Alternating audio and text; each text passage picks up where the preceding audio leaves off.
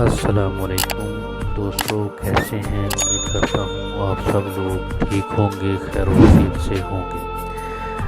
گرمیاں تقریباً ختم ہونے کو ہیں اور سردیاں آنے کو ہیں۔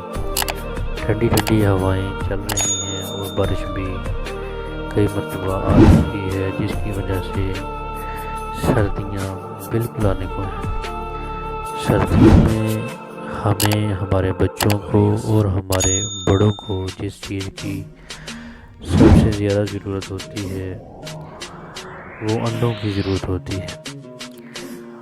ہم لوگ زیادہ تر انڈے عموماً مرغیوں سے حاصل کرتے ہیں، لیکن کچھ لوگ انڈے بطخوں سے حاصل کرتے ہیں۔ بطخوں کے انڈے بہت پروٹین کے حامل ہوتے ہیں، جو انسانی صحت کے لیے بہت اچھے ہوتے ہیں۔ اس لیے میرے دوستو، زیادہ سے زیادہ بطخوں کے انڈے کھائیں۔